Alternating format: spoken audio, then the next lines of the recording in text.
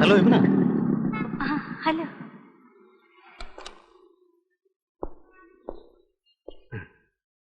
അല്ല, യമുന എന്താ ഇവിടെ നിൽക്കുന്നത്? ഇവിടെ എന്തിനാ സാധാരണ നിൽക്കുന്നത്?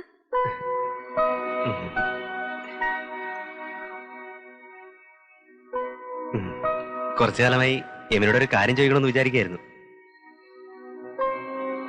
Are you divorce? അതെ. ഇവിടെ ഒറ്റയ്ക്കാണ് താമസം? ബസ് സ്റ്റാൻഡിലല്ലേ ഞാൻ താമസിക്കുന്നത്. സോറി, ഞാൻ ചോദിച്ചത്. എന്നാ എന്റെ മോനും ഉണ്ട് കൂടെ. You will be feeling very lonely. എനിക്ക് എന്തൊക്കെയോ യമുനോട് പറയണമെന്നുണ്ട്. അതുകൊണ്ട് ബാബുന് എന്താ പറയാനുള്ളത്? അത് പബ്ലിക്കായിട്ട് പറയുന്നത് അങ്ങനെ. ഒന്ന് തനിച്ച് സംസാരിക്കാൻ മറ്റെങ്ങോട്ടെങ്കിലും മാറിയെന്നാൽ ഞാൻ നിങ്ങളെ വീട്ടിൽ ഡ്രോപ്പ് ചെയ്യാം. പറയാനുള്ളത് ഇവിടെ വെച്ച് പറഞ്ഞാൽ മതി. അല്ല, ഇവിടെ വെച്ച് അങ്ങനെ പറയുക. Come on, I will drop U.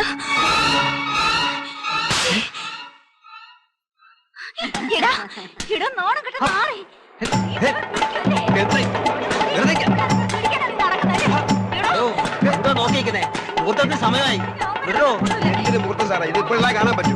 വണ്ടി വരോ?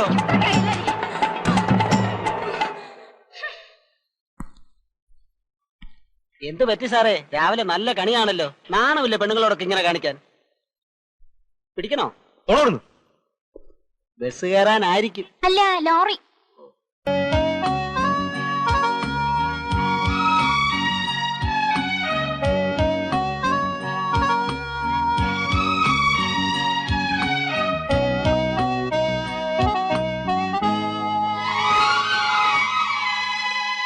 എന്തിനാ മധുവിനെ കാണണമെന്ന് പറഞ്ഞത്?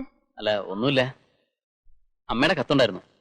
അവരെനിക്ക് ഏതോ പെണ്ണിനെ കണ്ടുവച്ചിട്ടുണ്ടെന്നും അതുകൊണ്ട് ഞാൻ ഉടനെ വീട്ടിലേക്ക് ചെല്ലണമെന്നും. അതൊരു നല്ല വാർത്തയല്ലേ? കേൾക്കാനൊരു സുഖമുണ്ടല്ലേ? പക്ഷെ മറിച്ചാണ്. യമുനയുടെ കൂടെ അഭിപ്രായം അറിഞ്ഞിട്ട് വേണം എനിക്ക് അമ്മയ്ക്ക് എഴുതാൻ. എന്റെ അഭിപ്രായോ? വളച്ചിട്ടൊന്നും ഇല്ലാതെ തന്നെ പറയാം. എനിക്ക് യമുന ഇഷ്ടമാണ്. യമുന വിവാഹം കഴിച്ചാൽ കൊള്ളാവുന്നുണ്ട്. മറുപടി എന്ത് തന്നെ ആയാലും പറയാം. സോറി. ഒരു പുനർവിവാഹത്തെക്കുറിച്ച് ഞാൻ ഇതുവരെ ചിന്തിച്ചിട്ടില്ല. എനിക്കതിൽ താല്പര്യമില്ല. കാരണം? പ്രത്യേകിച്ച് കാരണമൊന്നുമില്ല.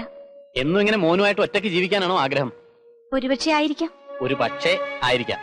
അപ്പോ ആശയ്ക്ക് ചെറിയൊരു വകയുണ്ട്. എനിക്ക് ഇത്തിരി ധൃതിയുണ്ട്. ഇപ്പൊ ദയവായി പോ. ഇപ്പൊ പോകൂ എന്ന് പറഞ്ഞ യമുനെ കൊണ്ട് ഞാൻ വരൂ എന്ന് പറയിപ്പിക്കും. ഞാനൊരു ശുഭാപ്തി വിശ്വാസക്കാരനാണ്. എന്താ സാർ, ഒരു തമാശ കേട്ട പോലെ അത്ര നിസ്സാരമായിട്ട് തള്ളിക്കളഞ്ഞ എന്റെ വാക്കുകൾ. ഞാനൊന്ന് പറഞ്ഞോട്ടെ സാർ, ആ ചിരി കേൾക്കുമ്പോ അറിയാം സാറിന്റെ ഉള്ളിൽ ജീവിതത്തിന് വേണ്ടി കൊതിക്കുന്ന ഒരു മനസ്സുണ്ടെന്ന്. Yes, you are correct. Mary പറഞ്ഞ ശരിയാ. പക്ഷേ ഈ പക്ഷിയുടെ അർത്ഥം എനിക്കറിയാം സാർ. ഞാൻ വിവാഹിതനാണ്. ഭാര്യയുമായുള്ള ജീവിതം പൊരുത്തക്കേടായി തോന്നിയപ്പോ ആ ബന്ധം വേർപ്പെടുത്തി അവൾ ഇന്ന് മറ്റൊരിടത്ത്, ഞാൻ ഇവിടെ എന്നൊക്കെയല്ലേ സാറിന് പറയാനുള്ളത്? ഇല്ല കുട്ടി, ഇനിയുമുണ്ട് ബാക്കി. ഓ, സെന്റിമെന്റ്സോ? വീണ്ടും തിരിച്ചു വരുന്നുള്ള പ്രതീക്ഷ ഉണ്ടല്ലേ? ഞാൻ ഇതൊക്കെ പറയുമ്പോ ഒരു എടുത്തുചാട്ടക്കാരി പെണ്ണാണെന്ന് ഒരുപക്ഷെ തോന്നിയേക്കാം. സാറിനറിയാമോ, ഓഫീസിൽ വരുമ്പോ മാത്രമാ ഈ ചിരിച്ച മുഖവും കുസൃതിയും ഒക്കെ. എന്റെ അമ്മയുടെ മരണം എന്നെ വല്ലാതെ ഒറ്റപ്പെടുത്തി കളഞ്ഞു. അച്ഛന്റെ രണ്ടാം വിവാഹം എനിക്കൊരു രക്ഷയായിരിക്കുന്ന പാവ അച്ഛൻ പോലും കരുതിയിരുന്നേ. പക്ഷെ മറിച്ചാണ് സംഭവിച്ചത്. ഇന്ന് ആ സ്ത്രീ ഒരു വൃത്തിയിട്ട മനുഷ്യനെ കൊണ്ട് എന്നെ വിവാഹം കഴിപ്പിക്കാൻ ഒരുങ്ങിയിരിക്കുകയാണ്. സ്വഭാവം പോട്ടെ സാർ, അച്ഛന്റെ പ്രായമുള്ള ഒരു മനുഷ്യനെ. അന്ന് ഓഫീസിൽ വെച്ച് സാറിനെ മോഹൻ എന്ന് വിളിച്ചപ്പോഴും കൂടുതൽ സ്വാതന്ത്ര്യം കാട്ടിയപ്പോഴും ഒക്കെ സാറിന് വേദനിച്ചിട്ടുണ്ടെന്ന് എനിക്കറിയാം. അല്പസ്നേഹം അതിനുവേണ്ടി മാത്രമാണ്. അതെനിക്ക് കിട്ടുമെന്ന് തന്നെ ഞാൻ കരുതട്ടെ.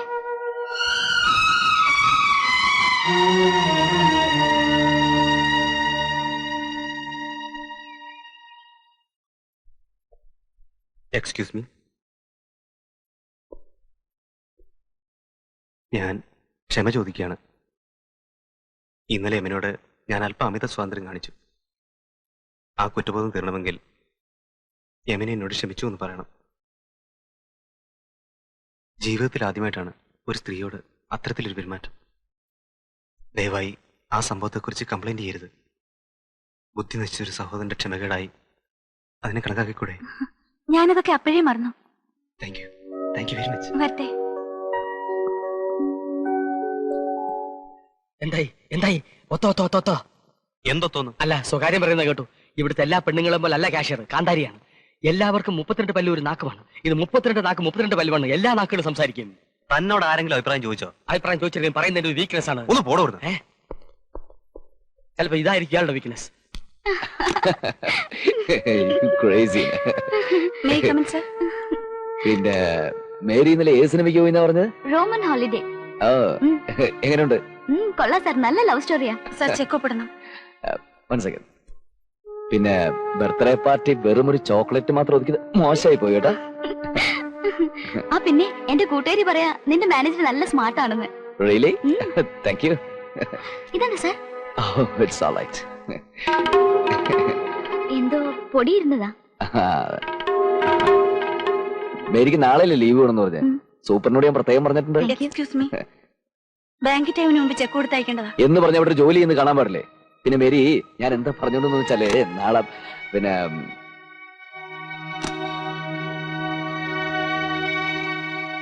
ആ എഴുതിക്കോളൂ.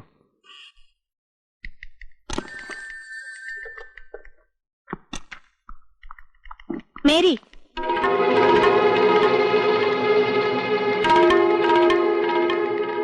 സി, താൻ ഈ ഓഫീസിലെ ടൈപ്പിസ്റ്റ് ആണ്. ആ ഓർമ്മയിൽ വേണം ബിഹേവ് ചെയ്യാൻ. അല്ലാതെ ആണുങ്ങളുടെ അടുത്ത് കൊഞ്ചാനും കൊഴിയാനും നിന്നാലേ അതിന്റെ നാണക്കേട് ഞങ്ങൾക്കും കൂടാ. അതെന്റെ ഇഷ്ടാ. നിങ്ങൾക്ക് എന്താ? നിന്റെ ഇഷ്ടം സാധിക്കുന്നത് നിന്റെ വീട്ടിൽ. ഞങ്ങൾ ഇവിടെ കുറെ പെണ്ണുങ്ങൾ ഈ സ്ഥാപനത്തിൽ ജോലി ചെയ്യുന്നുണ്ട്. നിന്റെ അഴിഞ്ഞാട്ടവും തോന്നിയാസോ ഒക്കെ ഞങ്ങളെയും ബാധിക്കും. മനസ്സിലായോ? ഈ സ്ത്രീക്ക് വട്ടാണോ? അനാവശ്യം പറഞ്ഞാലുണ്ടല്ലോ. സംസാരിക്കുന്നത് നിന്റെ അഴിഞ്ഞാട്ടം ഞാൻ ഈ സ്ഥാപനത്തിൽ കണ്ടതാ.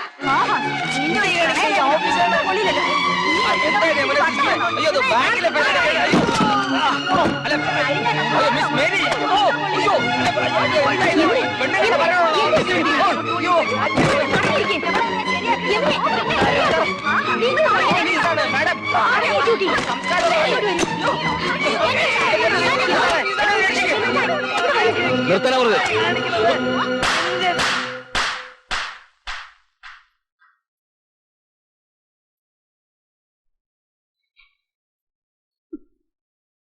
നിനക്കൊക്കെ തോന്നിയ ദിവസം കാണിക്കുന്നത് ചന്തയാണോ? മേരി എന്റെ ക്യാബിൽ വന്ന് ഞാൻ വിളിച്ചിട്ടാ. ഞാൻ മാനേജർ അവളെ സ്റ്റെനോ ചെയ്യും. സ്റ്റോപ്പ് യുവർ ചീപ്പ് ഈഗോസ്.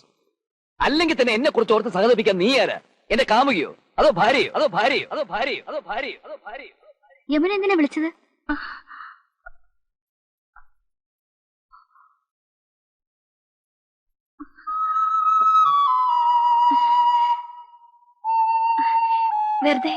വെറുതെ വിളിച്ചതാ.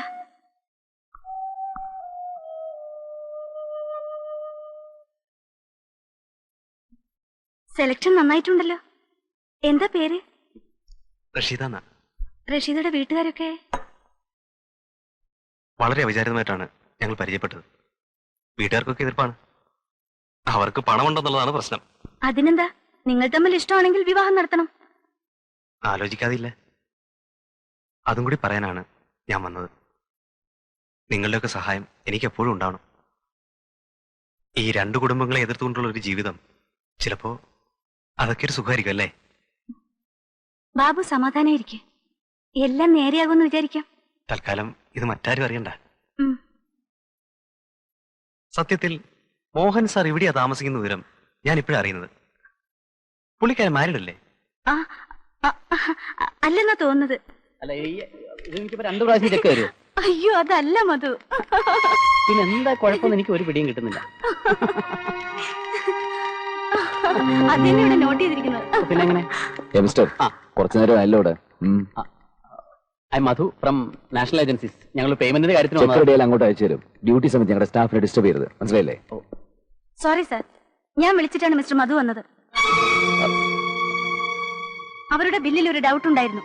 അത് ക്ലിയർ ചെയ്യാൻ വേണ്ടിയിട്ടാണ് മിസ്റ്റർ മധു ഇവിടെ വന്നത്. Sorry. It's okay. Thanks a lot. ഭയങ്കര സ്മാർട്ട് ആണല്ലോ നിങ്ങളുടെ GM. മതി, നിങ്ങൾ സ്മാർട്ട് ആവണ്ട. അവിടെ ഇരിക്കും. അല്ല, അവിടെ ഇരിക്കുന്നില്ല. പോരെ, വരട്ടെ.